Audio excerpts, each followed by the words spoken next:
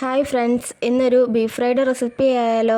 കുറച്ചു കാലം സൂക്ഷിച്ചു വെക്കാൻ പറ്റുന്ന ഒരു റെസിപ്പിയാണിത്. ഒരു കുക്കറിലോട്ട് കഴുകി വെച്ചിരിക്കുന്ന ബീഫ് കഷ്ണങ്ങൾ ചേർത്ത് കൊടുക്കാം. 1.5 കിലോ ബീഫാണ് ഞാനിവിടെ എടുത്തിരിക്കുന്നത്. പൊടികൾക്കായി 1 ടേബിൾ സ്പൂൺ മഞ്ഞൾപ്പൊടിയും 2 ടേബിൾ സ്പൂൺ ഗരം മസാലപ്പൊടിയും കുറച്ച് തരിതരിപ്പായി പൊടിച്ചെടുത്ത കുരുമുളക് പൊടി 2 ടേബിൾ സ്പൂണും കൂടെ ചേർത്ത് കൊടുക്കുന്നുണ്ട്. പാകത്തിനുള്ള ഉപ്പും കുറച്ച് ഓയിലും കൂടെ ഒഴിച്ച് നന്നായി ബീഫ് കഷ്ണങ്ങളിലേക്ക് ഈ മസാലയെ പുരട്ടി കൊടുക്കാം. 1 സ്പൂൺ കൂടെ ഞാൻ ബീഫ് കഷ്ണങ്ങളുടെ മുകളിൽ വെച്ച് കൊടുത്തിട്ടുണ്ട്.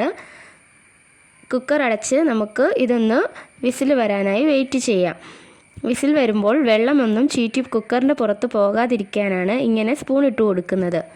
5-6 വിസിൽ വരുന്നത് വരെ ബീഫ് കഷ്ണങ്ങളെ ലോ ഫ്ലെയിമിലിട്ട് വേവിച്ചെടുക്കാം.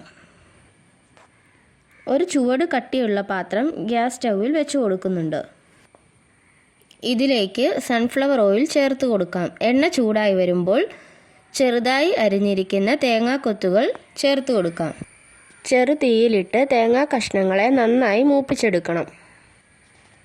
ഇനി ഇവ കോരി മാറ്റി വയ്ക്കാം. ഇനി ഇതിലേക്ക് കുറച്ച് ഇഞ്ചിയും വെളുത്തുള്ളിയും കൂടെ ചതച്ചത് ചേർത്ത് കൊടുക്കാം.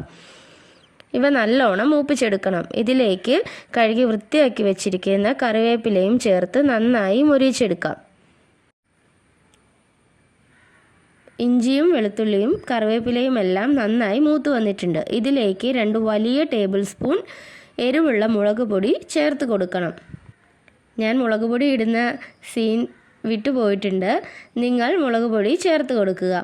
എന്നിട്ട് നമ്മൾ വേവിച്ച് വെച്ചിരിക്കുന്ന ബീഫ് കഷ്ണങ്ങൾ ഇതിലേക്ക് ചേർത്ത് കൊടുക്കുക.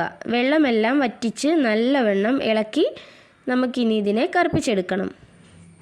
10-20 മിനിറ്റ് എടുക്കും കേട്ടോ. ഇതിങ്ങനെ ഒന്ന് പരുവത്തിലായി വരണമെന്നുണ്ടെങ്കിൽ ആ ടൈമിൽ നമുക്ക് നല്ല പെരുംജീരകം വറുത്ത് പൊടിച്ച് ഒരു 2 ടേബിൾ സ്പൂണും കൂടെ ഇതിലേക്ക് ചേർത്ത് കൊടുക്കാം. എന്നിട്ട് നന്നായി ഇളക്കി കൊടുക്കണം. ഇടയ്ക്കിടയ്ക്ക് ഇങ്ങനെ ഇളക്കി കൊടുക്കണേ, അല്ലെങ്കിൽ അടിയിൽ പിടിക്കും.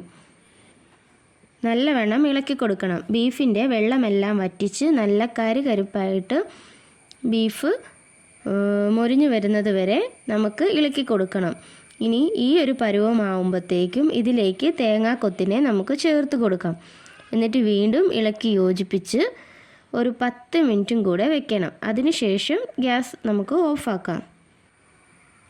1/2 മണിക്കൂർ മാറ്റി വെക്കാനുണ്ടെങ്കിൽ ഇതുപോലെ അടിപൊളിയായിട്ട് ഒരു ബീഫ് ഫ്രൈ നിങ്ങൾക്ക് വീട്ടിലുണ്ടാക്കിയെടുക്കാവുന്നതാണ്. വളരെ കുറഞ്ഞ മസാലയൊക്കെ ഇട്ടുകൊണ്ട് ഒരു അടിപൊളി രുചിയിലാണ് നമ്മൾ ഈ ബീഫ് ഫ്രൈ ചെയ്തെടുത്തിരിക്കുന്നത്. ഏറെക്കാലം നമുക്ക് ഇത് സൂക്ഷിച്ചു വെക്കാവുന്നതാണ്. അപ്പോൾ എല്ലാവരും ഒന്ന് ട്രൈ ചെയ്ത് നോക്കണേ. നിങ്ങളുടെ അഭിപ്രായം കമൻറ്റ് ചെയ്യാൻ മറക്കരുത്.